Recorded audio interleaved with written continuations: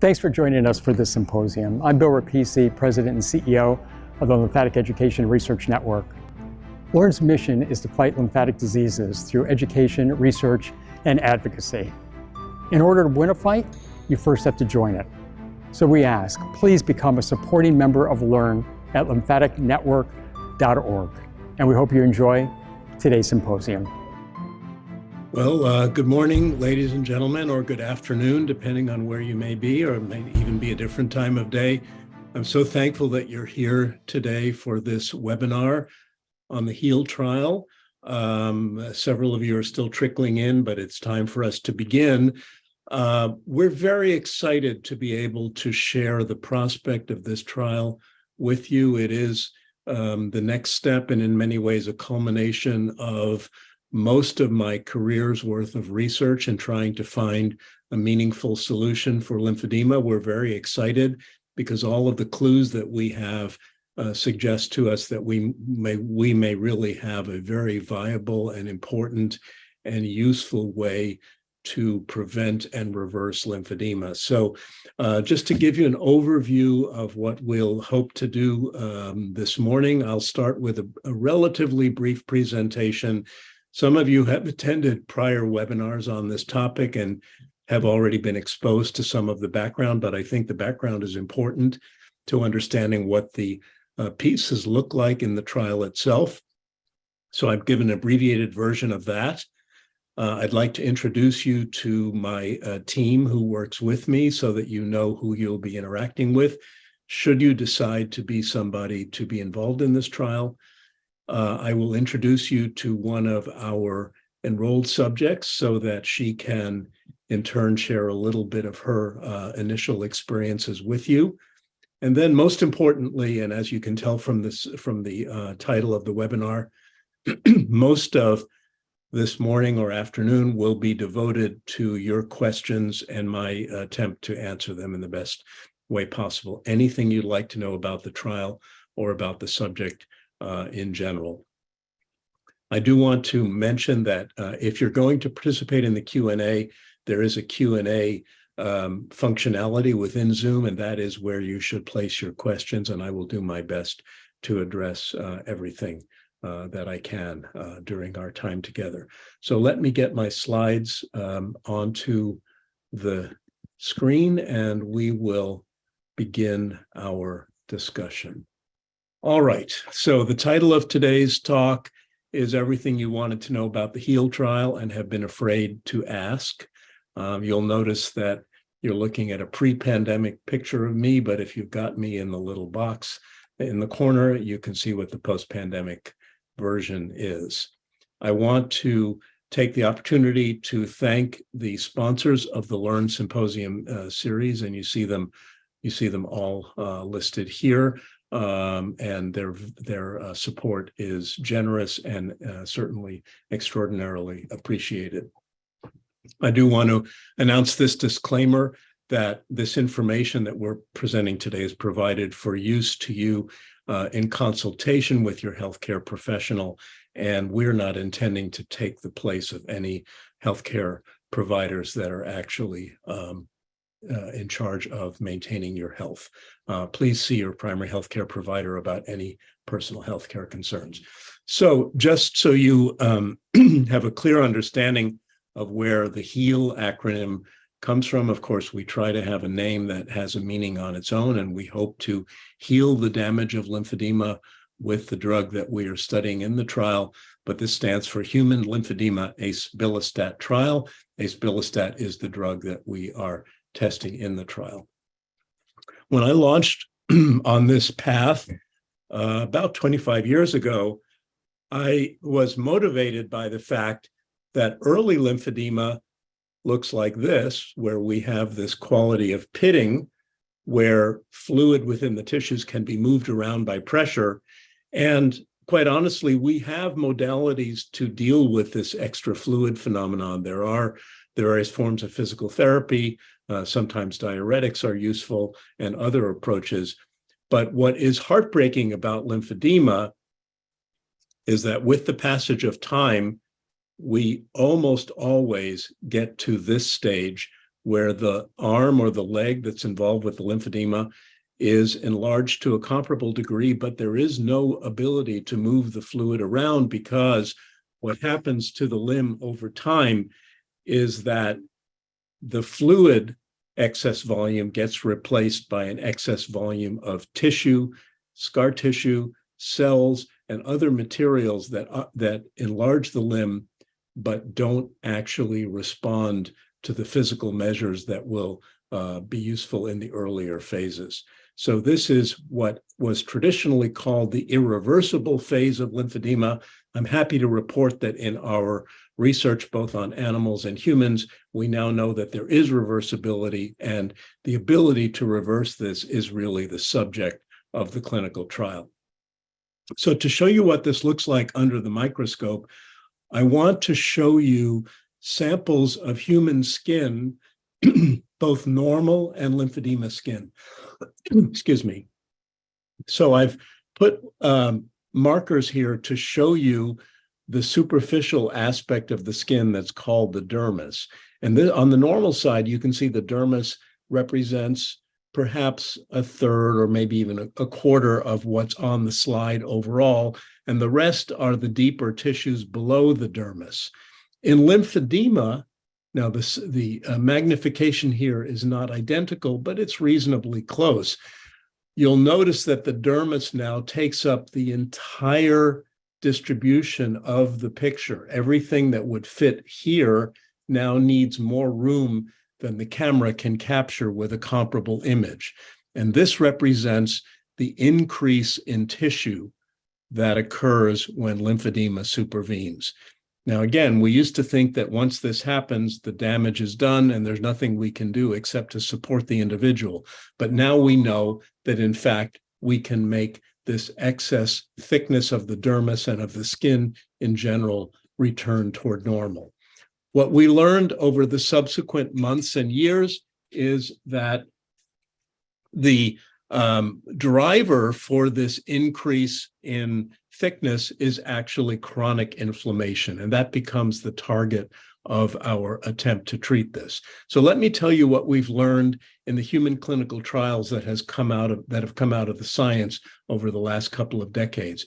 We have learned that the inflammatory pathway that we're interested in is this one, which is the generation of these inflammatory molecules called leukotrienes based upon the activation of a parent enzyme called lipoxygenase. And initially, we were attempting to inhibit the action of this particular enzyme, but we subsequently have gotten smarter and smarter and realized that, in fact, the target should be this particular downstream molecule called LTB4. And again, the current clinical trial, the HEAL trial, is an inhibitor of the formation of LTB4.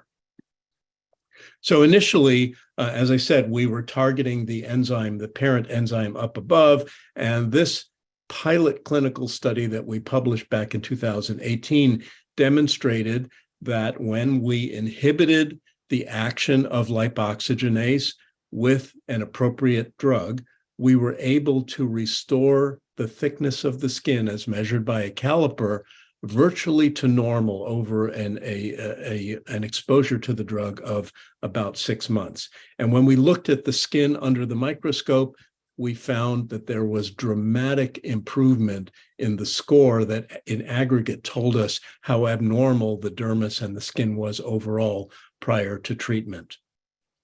This was very exciting to us and led us to be interested in understanding better how that drug worked. And that's what led us to the discovery that LTB4 is the operative agent. And I will tell you that in addition to reversing inflammation and reversing the increased cell mass and overall tissue mass of the affected limbs, we now know that LTB4 antagonism actually restores the ability of the body to heal the lymphatics primarily, to allow them to regenerate, which we believe is the problem that leads to the development of the lymphedema in the first place. Many of you who are on this webinar perhaps have had a lymphoscintigram in the past, which is one of the imaging modalities that we use to try to document the presence of lymphedema. And we know that in a lymphoscintigram, we get deterioration of the functional anatomy of the lymphatics, which leads to a condition where lymph begins to leak into the tissues. What I'm showing you here is the equivalent of a lymphoscintigram in the tissues of the mouse tail, which we have used to study this drug and its phenomena in relationship to lymphedema. So as we go from a normal lymphoscintigram, where you see this very nice orderly pattern of lymphatic capillaries within the skin of the mouse tail, we get the same attribute that we see in a human lymphedema lymphoscintigram, which is called dermal backflow, or the leakage of this green fluorescent color into the tissues and loss of the integrity of the lymphatic vessels themselves. When we administer systemically, in this case by injection, the drug to the mouse that reverses LTB4 activation, within as little as a week, we see that there is almost complete restoration of the normal appearance of what we could call a lymphoscintigram. So the dermal backflow disappears and the structural integrity of the lymphatic vessels is restored. Even more dramatically, let me show you this short movie clip. I will not show you the control, but I will describe it to you in the interest of time, which is to say, if we don't treat the mouse that develops lymphedema in the tail with an active drug, we do not see any restoration of flow from the mouse tail back into the mouse's body. That would stand to reason. But what I'm going to show you is what happens when we give the active drug. So in just a moment, you're going to see the mouse tail. This is where we did the surgery. This is the part of the tail that has lymphedema, and this is the part of the tail that leads into the mouse's body. You can see that there is restoration of flow into the large lymphatic channel that carries the lymph from the lymphedema segment back to the normal part of the body. This is evidence that when we treat the animal by antagonizing LTB4, which is what we're going to be doing in this human trial, we actually bring back lymph flow toward normal by restoring the channels that allow that lymph flow to occur. So let me show you what happens in a human who is treated with such a drug. This is a patient from one of our preceding incompletely accomplished trials. It was stopped for financial reasons and not for scientific reasons, but we did enroll 55 patients in this trial. I'm showing you the last patient who was enrolled in the trial. This was her leg at the start of treatment or prior to treatment. You can see it's quite enlarged by the presence of the lymphedema. And this is what her leg, this is the leg that was treated, the left leg, what it looks like 18 months after she stopped the drug, which she took for 6 months and which dramatically reduced her limb size. So not only do you see that the limb has been restored to a relatively normal size, but because the drug seems to restore the integrity of the lymph vessels, we think that once this is accomplished, it may very readily be self-sustaining, which it appears to have been in this one individual. Now, one flower does not make a spring, or whatever that statement is. So one subject should not convince you that we necessarily have the answer.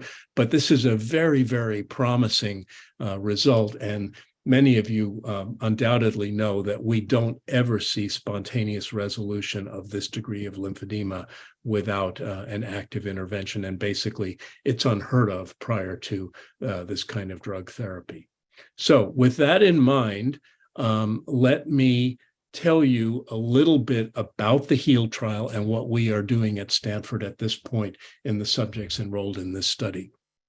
The drug is called asbilistat, and it is to date the most targeted inhibitor of the activity of this enzyme that produces LTB4. All participants in this study will receive active drugs. So this is what we call an open label study. There will be a total of 5 study visits that are required over a 9-month total participation time. And these events will all occur in the Stanford Clinical and Translational Research Unit, an entity on the Stanford campus. Anybody who is enrolled in the study will have all of their clinical and medical events related to the study paid for by the study. We don't and can't reimburse travel expenses or time spent for the study, but everything that we do for the study itself is paid for by the budget from the study. We will be, I showed you a picture of the dermis under the microscope. We will be looking at the dermal thickness, but we'll be doing it non-invasively by doing ultrasounds of the skin. This is a very painless method of applying a probe to the surface of the skin in order to take a picture of that very most superficial portion of the skin. We will also measure the thickness of the skin with calipers. We will do what many of you have already experienced with physical therapists and other professionals, which is to calculate the volume of your arms or legs, as some of you have had in the past, by taking measurements of limb circumference at specified lengths along the arm or leg in order to calculate the volume. And we will also be using a variety of formal instruments to assess the impact on quality of life. So this is a list of the general inclusion criteria. This is a study of arm lymphedema. Now, many patients with leg lymphedema get very upset because they think that maybe we're not interested in them or that we don't care about their leg lymphedema. That could not be further from the truth. We have chosen to study arm lymphedema so that we can learn about lymphedema in general. And it is our belief and hope that this drug will eventually help all forms of lymphedema, those that have it in the arm, those that have it in the leg, even in other parts of the body, those that have it because of cancer, because of non-cancer, those that have it because of primary lymphedema. We've chosen this particular group of patients because patients with arm lymphedema are more similar to one another than any other category of lymphedema patient. And by using patients that are similar to one another, we can limit the total number of subjects we have to study before drawing a conclusion. So we've decided to put our eggs in this basket so we can get to the endpoint as quickly as we can. So these are going to be arm lymphedema patients who have had this drug, who have had the problem for at least 6 months. Both males and females are welcome. They must be adults, and we do have an upper age limit of 75 as set by the FDA. Our current criterion for limb volume is a 20% increase, but we currently have a modification proposal in place, and we're going to reduce that shortly, we believe, to 10%. And we are also moving forward going to use lymphatic imaging as an alternate criterion to allow somebody to enter the study if the limb volume doesn't meet the criterion or somehow that's not available. Any patients who have had surgery for lymphedema will need to wait at least a year, and they will need to meet the volume criterion, even if their imaging prior to surgery was definitive for lymphedema. We require that all patients go through the physical therapy for lymphedema and have it completed at least 8 weeks prior to screening, and that all patients be willing and able to maintain a stable pattern of lymphedema self-care during the 9 months that they're enrolled in the trial. We have to be sure that conception will not occur for those that are of childbearing age because it is an investigational drug. So we ask that an acceptable method of contraception be used. In this era, we have to insist on COVID-19 vaccination in order to maintain safety of the personnel in the CTRU. And of course, patients have to be able to sign a meaningful informed consent document. There are some exclusion criteria that are worth mentioning. We can't have people in multiple clinical trials at the same time, so that has to be observed. We can't deal with multiple conditions that could cause the arm to swell. So this has to be swelling on the basis of lymphedema. And so we're trying to eliminate overlapping conditions. We can't deal with primary clotting disorders because it could predispose to blood clots in the veins that could confuse our ability to understand what the lymphedema is doing.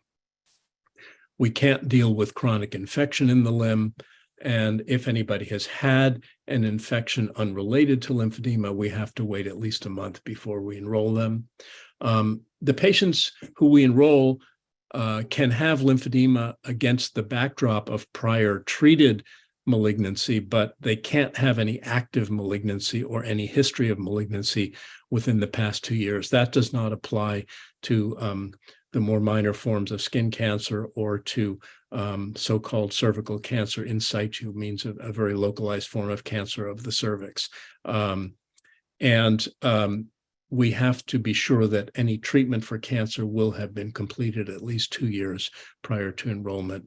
We do have an upper limit for the severity of breast cancer. That was the initial problem if breast cancer is involved in the patient's history. We have limits related to kidney function and liver function, and also some related to bone marrow function. We cannot allow patients to continue to use non-steroidal anti-inflammatory drugs, and anybody who's been in any of our prior trials with ketoprofen and has used it consistently for a full duration of treatment would be excluded from this study. Any patients who are on drugs that influence the pathway that we're interested in would have to stop them or would be excluded from the study. This drug can have an effect on the EKG. So this doesn't affect many people, but anybody who has a history of this relatively uncommon condition called prolonged QT syndrome would be excluded. Anybody who's pregnant or nursing, any history of substance abuse, and we reserve the right to decide that anybody in sum, after we evaluate everything, would not be a good candidate for inclusion in a clinical trial. So let me just show you a schematic of what happens if you decide to enter the trial. The first step is that you provide us all the appropriate information as a pre-screening step so we can determine whether you seem to meet the inclusion and exclusion criteria. That will be validated on visit 1, where we formally go over everything, including a physical examination and an evaluation of the limb involved. At that time, we do the baseline ultrasounds and other bodily measurements. We have you complete the quality of life questionnaires. We have to do some initial safety laboratory assessment and an EKG. We wait 24 hours, and then you come back to the clinical research unit where we give you the first dose of the drug under observation for an hour to be sure that everything goes well, because we want to be sure your body tolerates it and there is no adverse effect. And then we give you a 3-month supply of the drug and you go about your merry way. And at 3 months, you will return and we will repeat everything that we did on visit 1. And assuming that all is going well, we then give you another 3 months of drug. You go on about your business. You come back in 3 months. We do visit 4. Again, we give you 3 months of drug if everything is going well. And then we have our final visit 3 months thereafter. So that's pretty much what it means to be in this study. It means a series of visits to this facility so that we can do everything that we need to do. It means being diligent about taking the medication, which is a single pill per day. It means keeping a diary of all of the things that might happen to you that you think are worthy of communicating to us as investigators and letting us know of any changes that occur in your status that we would be interested in knowing about. And basically a non-invasive evaluation of an open label administration of drug with entirely painless interventions other than the minimal discomfort of drawing blood, which does have to happen on each of the visits for safety monitoring for the FDA. I'll show you what the ultrasounds look like schematically. So we pick 3 points on the lymphedema arm and on the normal arm. And at each point, we put very gentle pressure on the skin and apply this probe and take a picture at each site. And the picture will look something like this. And where you see these little crosshatch marks, this represents the delineation of the dermis from the total thickness of the skin. And this is really what we're going to be measuring in each patient. So I've already gone over these inclusion criteria in detail. This is sort of a general summary, and I'm not going to go over it again. I'm going to conclude by putting up a slide that I hope those of you that are interested will take a screenshot or write these email addresses down. Shane and George are my two coordinators who will be the point of interface for anybody who's potentially interested in this trial. And they will be the ones to collect your initial medical information in order to go over it and make sure that we can potentially extend you an invitation to enter the trial. At this point, I will also mention, for some people this will be of interest, anybody who in principle doesn't meet the inclusion criteria but would meet other criteria, or anybody who has involvement of the leg or other parts of the body, we are working with the FDA to establish in parallel what's called an expanded use protocol for the drug, because I acknowledge and want the FDA to acknowledge that lymphedema is a pressing problem for many, and those patients sometimes reach the end of the treatment rope and still don't have adequate control of the problem. So we will have the ability to take a limited number of individuals and administer the drug clinically under the supervision of the FDA. It will require, the final protocol is not approved yet by the FDA, but it will require most likely 1 year of follow-up in the case of the expanded use protocol. It will require the same visits every 3 months to Stanford for supervision, but this will occur in the clinical setting within Stanford Hospital where I see patients. And other than us providing the drug at no cost to anybody who's accepted into the protocol, the clinical care will be billed to the patient's third-party payer for clinical treatment. So it's different than research per se, but the FDA will require a very rigorous form of oversight because we are giving an investigational drug for clinical use. So I hope you've had time to write down these email addresses. I'm going to stop sharing my slides at this point, and I'm going to ask Shane and George to come onto the video so I can formally introduce them to you, and you can see who you will potentially be meeting should you decide to get involved with us in this clinical trial. So George and Shane are both here, and they're waving hello. I'm not going to make them say anything necessarily, but if you have questions for them as we go into the Q&A that are specifically for them as opposed to me, then please indicate that, and I will make sure to communicate the questions to them, and they can answer you. I now have the really privilege and honor to introduce one of our trial participants who has generously agreed to come on to this webinar and share some of her personal observations. So it's a pleasure to introduce Tracy Beveridge to you. She was recently at Stanford. I am particularly interested in her giving you some insight into her path to us here at Stanford, because she traveled across the country to be in this trial as many of our subjects have in our prior studies. We're aware that there are not very many resources for patients, and people are motivated to go to some efforts to come here. So I want to be able to have Tracy talk about how she got to us and what happened when she was here. After Tracy has a chance to speak, then I will field the questions that are accumulating in the Q&A. So Tracy, thank you for coming. Hi, everyone.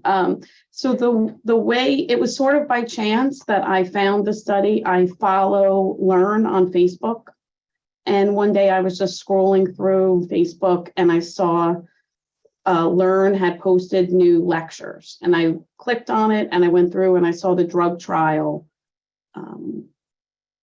lecture that Dr. Rockson initially had. And I listened to it, and then there was another one, and I listened to the other one, and immediately they gave an email. I emailed the person immediately to become a part of it. I've had lymphedema 13 years, had breast cancer 14 years ago. And like Dr. Rockson said, other than compression garments and stuff like that, there's really not much that can be done. And, like Dr. Rockson said, the 20% limitation, I think I was 53%. So you could, see how large my large arm is. And then I was contacted by one of the older coordinators, and she said they're waiting approval, but they'll reach out. And they reached out, and I immediately did what I had to do to become a part of it. It is probably, for me, the most challenging thing was gathering all the medical records. Since a lot of my cancer was, all my cancer was 14 years ago, to get those medical records were a little bit challenging. I spent 2 days doing nothing but that. But other than that, the process was pretty simple. And Stanford is a beautiful place to visit, and the whole area was a beautiful place to visit. And when I got there, I have to say, a little overwhelmed. But they put me at ease. The team put me at ease very, very, very quickly. Everyone could not have been nicer. And it's anybody that has been, through a lot of medical issues, this is nothing compared to what you've probably been through before. It's basically, like Dr. Rockson said, an ultrasound, an EKG, some blood drawn, history and physical, and that was it. And I arrived, I believe it's still a protocol, you have to be on the ground 48 hours ahead of time. So because I traveled, I was flying, I had to be on the ground 48 hours ahead of time. So I arrived on a Saturday. My appointment was Tuesday for the history, the physical, the EKG, and all the testing. When I made the appointment, it was taking longer to get back EKG results, I believe. So that's why my appointment for the next, to get the drug was Friday, but I believe now it's even quicker, right? 24 or 48 hours. And on Friday, I received my first dose of the drug. I sat in the research center for an hour, and that was it. And to date, I've been on the drug since September 30th. To date, I really have had no side effects. There's nothing that's any different than before I took the drug. I just wanted to tap onto something you just said, and I want you to continue, but I failed to say this in my formal presentation. I've been giving antagonistic drugs in this pathway to patients for 20 years now. And what I've learned over that whole period of time is that this drug does not work overnight. And you'll remember that I cautioned you. Yes, you told me 6 months. Yeah, we wait a minimum of 6 months, and could be as much as 9 months, because what we're doing is turning the body's machinery in reverse, and it takes time to build up that response. So I'm happy to hear that you've had no side effects, which we hope to hear. But I want to caution everybody that you're not going to be saying, oh, and my arm is miraculously normal now. Yeah, no, I'm sorry. Yeah, I should have said that. No, because to be quite honest, family members and friends that know that I've gone to California to do this, I'm getting a lot of texts and calls. Do you see any difference? Do you see any difference? And I said, no, Dr. Rockson said I have to wait at least 6 months to, possibly see a difference.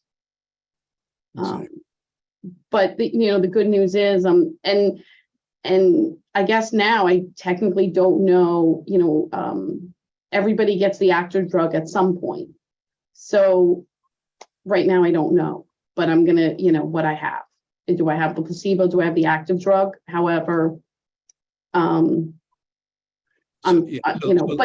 everybody will get the active, and that's really why I participated, because if it was the case where, oh, well, you could get the placebo, you could get the active drug, I don't know if I'd fly across the country to do that. But what impressed me is that even though these 3 months I might not have the active drug, I will have it everybody will have it at some point. So I will have it for 6 months, though whatever 6 months they are, I don't necessarily know, but I will have it. So I am very enthusiastic because, to be quite honest, I was at my wit's end with, the lymphedema. I have a lymphopress. I went for the lymphedema therapy, and it helps minuscule amount, not, I'm hoping that this is like I don't want to, the miracle that I was waiting for. And like I said, I felt it was meant to be, because it was totally by chance that I came across this. Wonderful. Thank you so much. We're really, really optimistic that this is the answer that everybody has been looking for. I want to say just a word before I'm about to answer the Q&A questions. I want to say just a word about this issue about placebo. Almost all drug trials are done as placebo-controlled with randomization, and it's so-called double-blind, meaning the patient doesn't know or the subject doesn't know, and the doctors don't know. We are very fortunate to get the opportunity to do an open-label study, and it's one of the few that I've ever done in my career. But we do need to be able to understand what the baseline changes are, and so we have to build in a short placebo exposure into this full trial.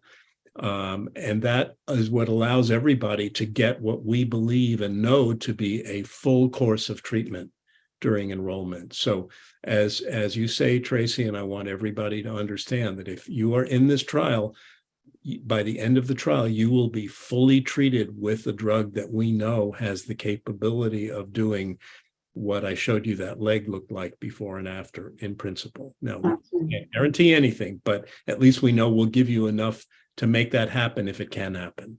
That leg is what I was like, sign me up, because when your original lecture had that in it, and as soon as I saw that leg, I was like, that's it. Well, it kind of had the same effect on me too. So I'm going to thank you so much. You all are welcome to remain here in case anybody has any questions for you if I scroll down, but I'm going to start to go down these questions, and I'm not going to mention your name, even though some of you have left your name there. Question number 1, I work with children with primary lymphedema. Will this trial extend to children with congenital cases over time? The answer is this particular trial will not, and generally speaking, the FDA is very protective of children, and we don't launch into children's welfare until we can show that at least adults can safely and effectively use a drug. But I will say that it is, when it comes to the question of primary lymphedema, I have treated primary lymphedema with LTB4 antagonists, and it does work. And so we fully intend this drug to be extendable to primary lymphedema and eventually to children, we hope, as well. And I've used this kind of treatment in pediatric patients in my own practice, not in the context of the clinical trial. I will also mention that for primary lymphedema patients, that is one of the subcategories that we will be enrolling in the expanded use protocol as well, but not children. Children have to come after efficacy and safety is shown for adults. So the next question, again, about primary lymphedema. Would antagonizing LTB4 in primary lymphedema be thought to have the ability to restore lymph vessels in the way it has been seen to restore lymphatic integrity in secondary lymphedema? In principle, yes, but primary lymphedema is a very heterogeneous group of problems. It may not be that all forms of primary lymphedema will respond in an equivalent way, but we will certainly look at the broad waterfront and try to figure out what are good candidate treatment situations for future. Have you seen lymphedema in the arm of patients who have had a pacemaker inserted? Will such patients be candidates for this drug trial? The answer is yes to both in principle. However, for many of those lymphedema patients who have lymphedema in the pacemaker arm, it can be because there has been thrombosis in the vein around the pacemaker lead. And if that is the case, then it falls into one of those exclusion criteria. So we have to deal with that on a case-by-case basis. But I definitely have dealt with lymphedema in the setting of pacemakers, and in principle, it is something we could consider. What is the name of the LTB4 drug being studied? It's called acebilistat, ACEBILUSTAT. That is the generic name of the drug we're testing. Does home management include pediatric compression devices? Yes. Anything that's done for patients at home for lymphedema is considered home management, whether it's pediatric or adult, and can include devices. Next question. You may include someone with less than 20% increase in volume.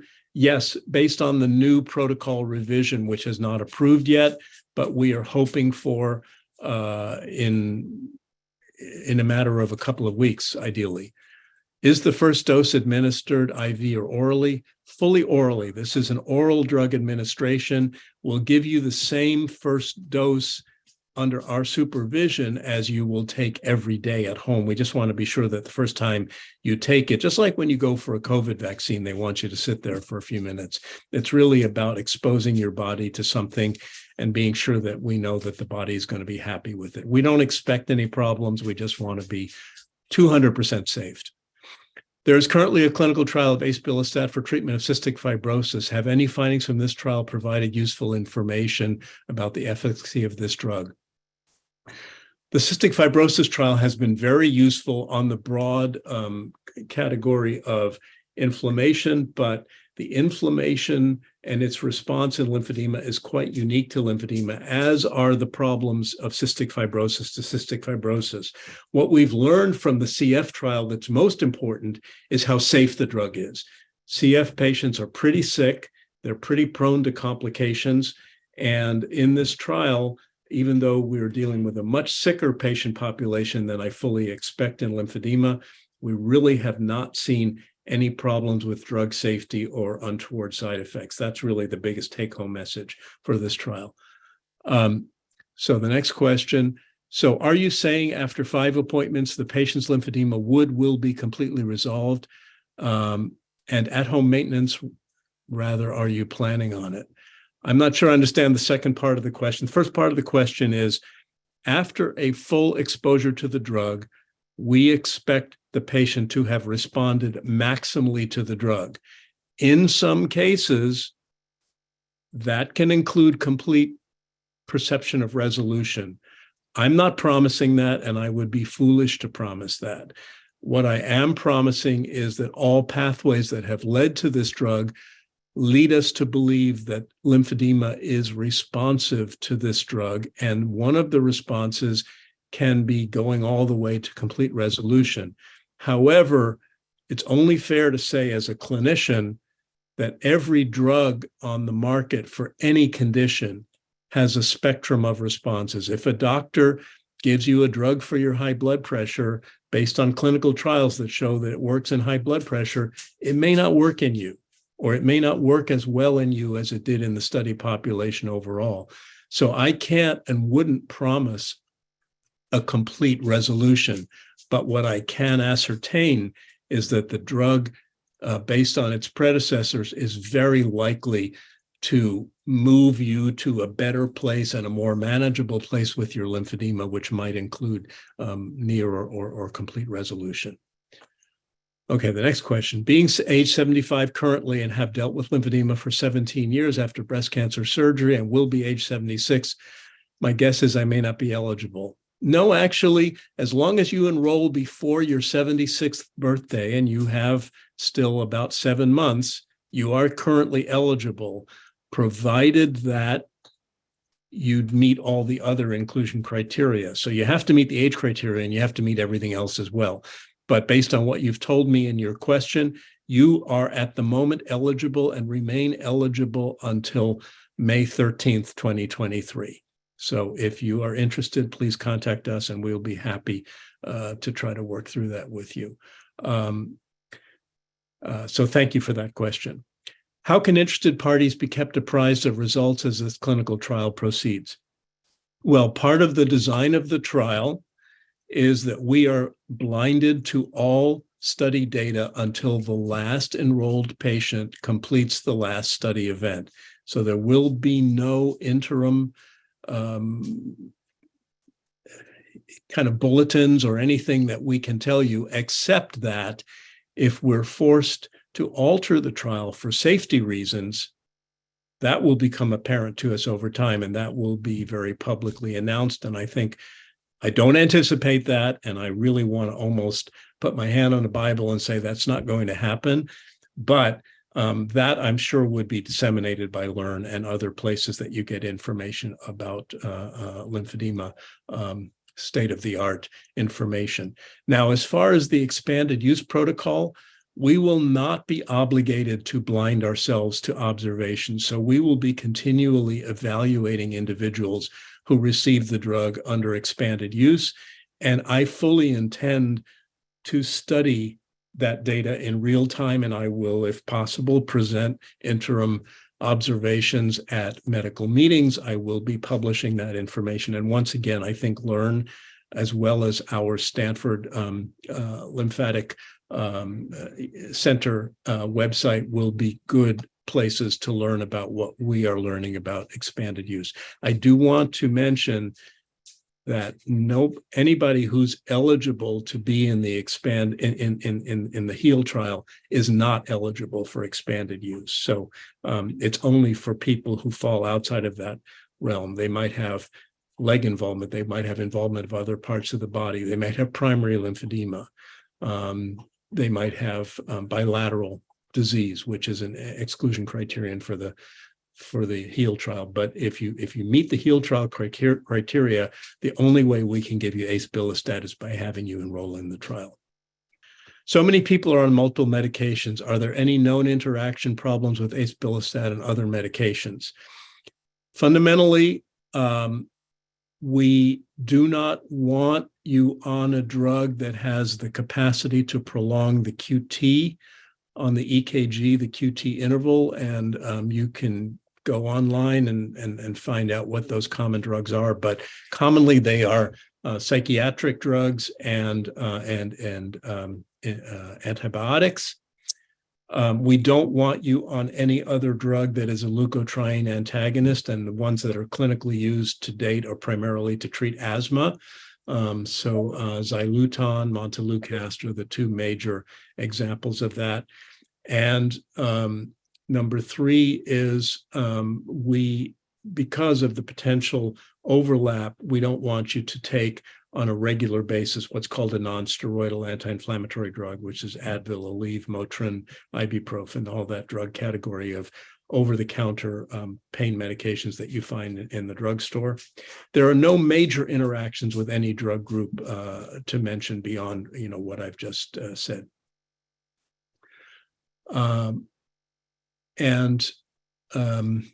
If someone has bilateral lower extremity lymphedema, would they be considered for the external study? You mean the expanded use protocol? Yes, potentially. You have to meet other criteria, but if you think you might fall into that group and you are interested in exploring it further and you have the capacity to come to Stanford at 3-month intervals for a year, then please let us know. Is there any possibility for Canadians to join this study? Unfortunately, one of the requirements for being in a Stanford-initiated study is that even though we pay for all of the events, because we have to be prepared for unforeseen circumstances, you must have some form of U.S. insurance. You can be a Canadian citizen, you can reside in Canada, but you must have, and I know you have a healthcare system in Canada, but you must have parallel US insurance for Stanford to allow you to enroll. So we're not prohibited by the Investigational Review Board, we're not prohibited by the FDA, but Stanford University healthcare system will not allow us to enroll you unless you have US-based insurance. Do you have any help for those with lymphedema in the neck? Well, I believe that this drug will be useful for head and neck lymphedema as well. But at the moment, the whole subject of how to deal with head and neck lymphedema is a whole separate category. I do know that my colleagues at Stanford who run a program specifically for head and neck lymphedema within the ear, nose, and throat department are organizing a patient-related symposium that will occur on April 22nd. That will be, I believe, will be virtual. I'll be a speaker in it, but hopefully you'll hear more about that in terms of getting some education specifically on head and neck lymphedema. We also did have a section on head and neck lymphedema in the just completed summit symposium that LE&RN sponsored, and I believe that's going to be available for replay on the LE&RN website, so you can look at that as well. Next question. I have primary lymphedema, multiple limbs involved. Would the future additional lower limb drug study be a possibility, or do you need a normal limb to participate? If you're talking about what we hope will be the stage 3 trial of this drug, if this current study proves favorable, I don't know what that design will look like yet, but it's entirely feasible that what you described would fall within the overall umbrella of what we will be looking at. So someone with primary lymphedema for 40 years, the active drug would take more time to rebuild the lymph channels, more than 9 months. The amount of time required to respond to the drug is not proportional to the duration of lymphedema.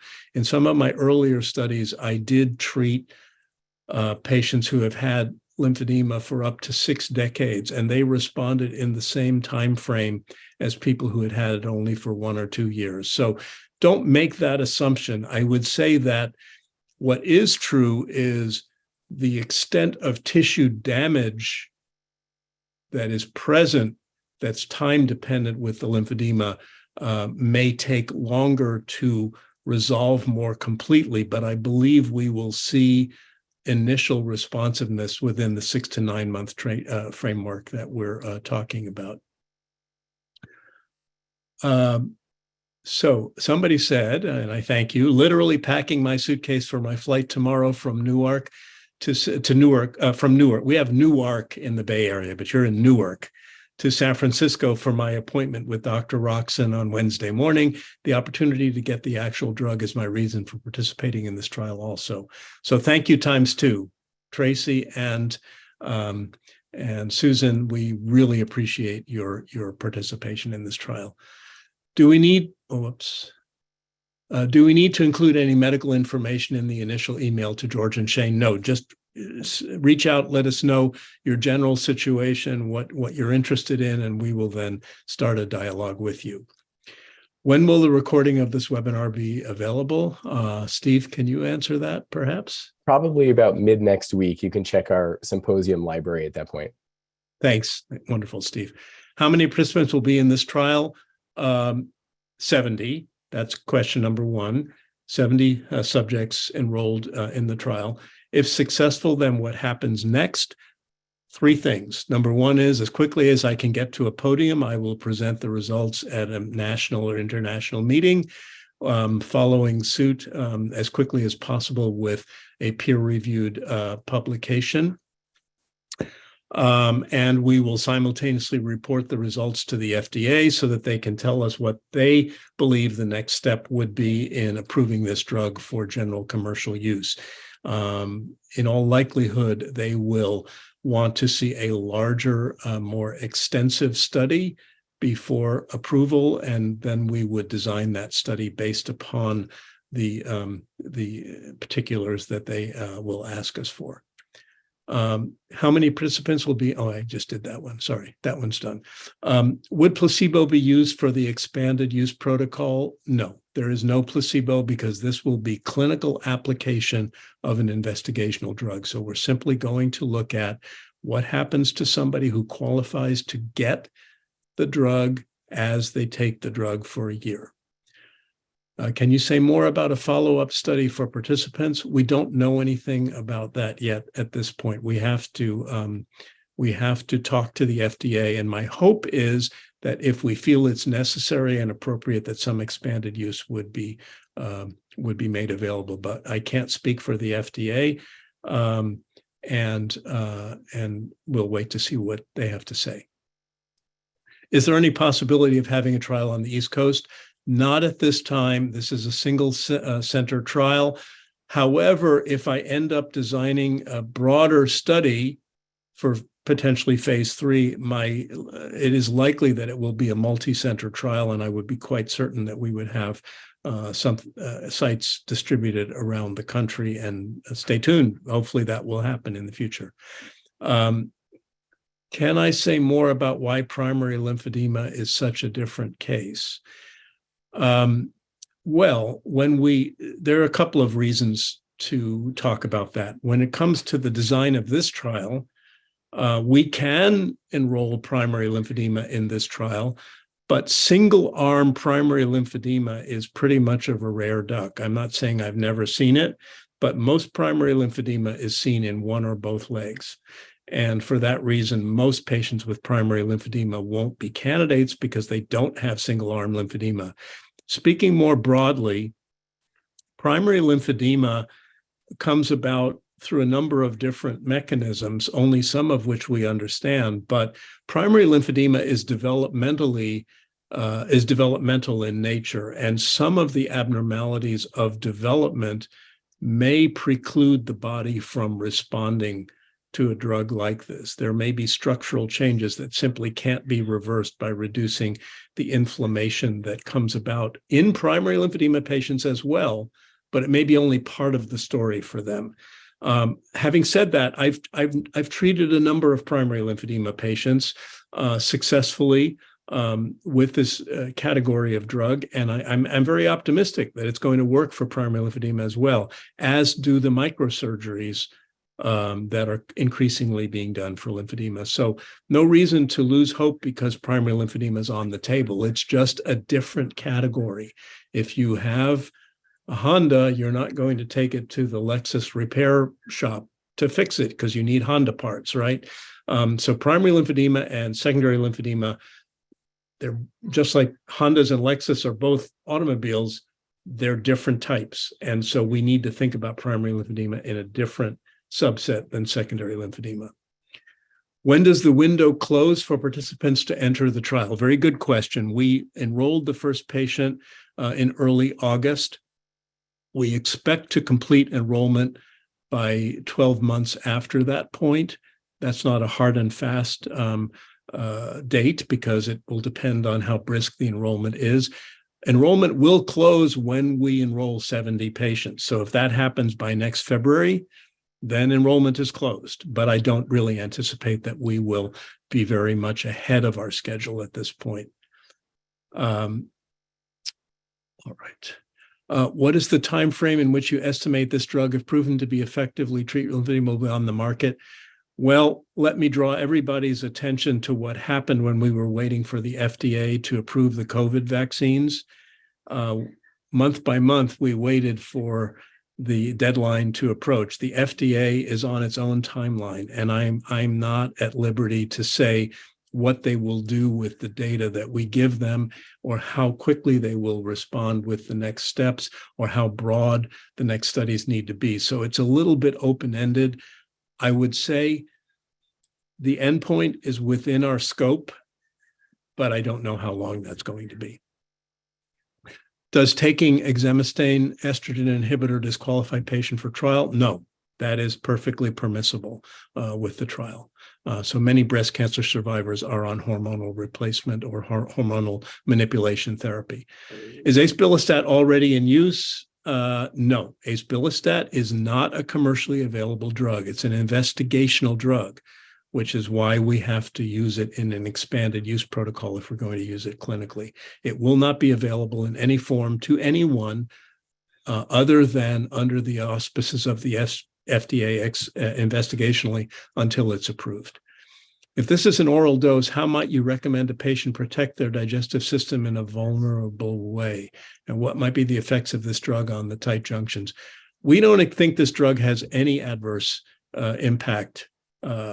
Suffice it to say, we think it is a safe drug and a tolerable drug the way most drugs on the market are safe and tolerable. We don't alter them there are certain subcategories of drug that have to be taken differently because of gastrointestinal issues, but I have nothing meaningful to say here except to say we would not hold back from giving this drug to anybody who meets inclusion and exclusion criteria. Are you saying that the maximum benefit is seen in the 6-month time span and taking it longer would not necessarily be beneficial? No, I'm not saying that. I'm saying that we will see a predictable treatment response within the time frame of this trial. And I want to correct the statement about 6 months. This is a 9-month exposure of which a fraction is placebo. And during the 9 months that a patient is in the trial, we expect anybody that is going to respond will respond. Do I know that the response will be maximal by the end of the trial? No, although many patients that I've treated have gotten maximal benefit within this initial exposure period, including the lady whose pictures were shown in the slide presentation. I have lymphedema as a result of cancer treatment for soft tissue sarcoma. Damage was done as a result of radiation to the arm. Is there hope because of this damage? Yes, you fall into the same category of everybody else that we're treating in this trial. So yes, there most definitely is hope. If everything goes well and the trial is successful, when would we expect this to be available to eligible patients? Again, I can't answer because that is in the court of the FDA. Your subject with the unilateral lower extremity lymphedema, is she still using compression stockings and doing all of the home care? She's just wearing light compression, as far as I know. That's it. So no other self-care, although her self-care required her to stop work when she was pre-treatment, and she has returned to work and has full active lifestyle. What is the date that the expanded trial will begin? We don't know for certain, but we're hoping, if all goes well, within the next 6 to 8 weeks. For expanded use program, can one have bilateral lymphedema? Yes, in principle, provided the other criteria are met. How soon would selected patients for the expanded protocol be needed or required to travel to Stanford? I live on the East Coast. Again, that program will open, we believe, within this next 6 to 8 weeks, and it's whenever an appointment can be arranged that's mutually beneficial. That would start the initial encounter, and from that initial encounter, it would be at 3-month intervals. How long does the FDA approval process take post-successful trial? Again, I think I've answered that. Unknown, but they take more time than we would like. Will it possibly work? I think this is meant to be in genital lymphedema. Yes, and genital lymphedema is one of the subcategories that we hope to include in the expanded use protocol. Will you need to take this drug forever? Forever is a long time. I would say I can answer it 2 ways. One is lymphedema is a chronic disease, and like many chronic diseases, getting on a medication for a chronic disease that works can be a one-way street. And, high blood pressure patients and diabetic patients and GERD patients and depression patients and many other categories of individuals take drugs on a regular basis. So it may be that that's necessary.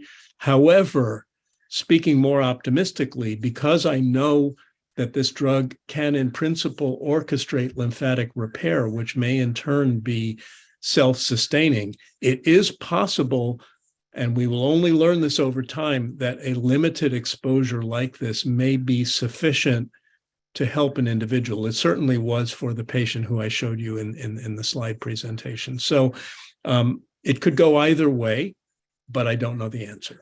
I think either opportunity, either chronic medication that works or self-limited exposure with an endpoint is a much better place to land than where we are currently, which is things that don't work exceedingly well necessarily and that are very labor and time intensive, that also need to be done on a chronic basis. So we'll learn over time what's going to work. The question, I think, is still about the patient with the leg, and it says, I'm sorry, did the patient complete full CDT prior to traveling to the study? Yes, that was a requirement in that study as well. Why will it take from 6 to 8 years for this drug to hit the market? Well, I didn't actually say that. That may be true, but again, the delay time is based on the FDA. Now, I want to draw everybody's attention to the COVID experience because we have a very real example that everybody's been exposed to. The answer to COVID on paper was available within 3 months of the start of the crisis of the pandemic, and yet it took us about a year, based primarily on the FDA, to get to the point that we could all go to CVS or Walgreens or wherever and get the vaccine. That's a similar kind of delay that we face with any new drug delivery into the commercial arena. And the FDA has its own rules and regulations and its own timeline that none of us are in control of, but I will do everything in my power to expedite this drug to market if I can. Will it help if you have a lot of fibrosis? Yes, this does, in fact, from what we learned by looking at tissues under the microscope, reverse fibrosis. Who is the drug manufacturer of this drug? It is Celtaxis. They own the rights to the drug, and they are actually one of the sponsors of this webinar series for LE&RN. How many spots are left? We have plenty of spots left. Do not hesitate to think about calling us. Eventually, there will be no more places, but we still have plenty of room to process people. We're early in the trial at this point. If the drug is successful, are they going to take it for temporary time or forever? Well, there are 3 possible answers to that. Answer number 1 is the only thing I can warrant at this point is if you're accepted in the trial, you will be taking a pill every day for 9 months. Beyond that, we may get authorization from the FDA to allow continued use of the drug on an expanded use basis because of the response to the drug. It is possible we'll have to stop the drug. It is possible that we will learn that you don't need to take it for a longer period of time to get the maximal benefit. So all of those are open-ended questions for the future. Again, the question of will it address fibrosis in the limb? Yes, that's part of what the science is about. It's about reversing what we've thought previously was irreversible phenomenology related to lymphedema. It does reverse fibrosis. To what degree, we don't know yet. And if this drug works, it's going to be the most targeted drug that we've ever had in this pathway. So it may be much better and much more effective and even work more quickly than what we've tried in the past. Next question is repetitive. How soon after diagnosis of lymphedema could someone be in the trial study? You have to have lymphedema for at least 6 months, and you have to be at least 8 weeks out from your initial physical therapy. I don't know the answer to this. 7 years ago, a researcher from Israel found the gene for the lymphatic system. Was it drug derived from that research? Well, first of all, there's not one gene. There's many, many genes, and I don't know which gene you're referring to, but for lymphedema, at least 12 or 16 causal genes have been identified for primary lymphedema in the human presentation. This drug is not based on any of that genetic work. This drug is based on my bench work and eventual human translational clinical work on understanding the inflammation that drives lymphedema. Do I have no concerns about suppressing an immune or inflammatory response in the body? I would be foolish to say I don't have any concerns. That's why we do clinical research. But what we are gratified by is that in 20 years of doing this work, we haven't seen any consequence of inhibiting this pathway. And one of the things that I'm very excited about is that this drug actually works on fat cells as well. And we know that fat cells alter their biology in the involved limbs when people get lymphedema. And I'm optimistic that this drug is targeted enough that we may actually see some reversal of the adipose hypertrophy that we otherwise see in lymphedema patients. I'm going to have to take maybe 2 more questions, and then I think I'm running out of my time here. So please send us your questions by email if there are compelling ones, and we'll do our best to answer them. Is there a second round of the trial? There will be a next stage, provided that this almost certainly will be a next stage, provided that this drug proves itself to be safe, and that we see primary efficacy endpoints that look favorable. One last question, because I think it's really important. Can this potentially help with lymphedema? That's music to my ears, because my thought process is very likely yes, because it targets the 2 areas that are pathologically distorted in lymphedema, which is both the microlymphatic circulation as well as adipocytes. And because this drug works on receptors that are going to be important in both parts of the pathway, I would say the answer is, I hope yes, and I'm hoping to work with the company to work on lymphedema as another endpoint in the near future once we get lymphedema well established. So with that, I'm going to say thank you to all of you for being so diligent and hanging in there and being a part of this webinar. We hope we have more information quickly as we roll forward. Please reach out to us. I hope you've been able to record the email addresses of people you can reach out to, or you can reach out to me at Stanford. And we are here to help you.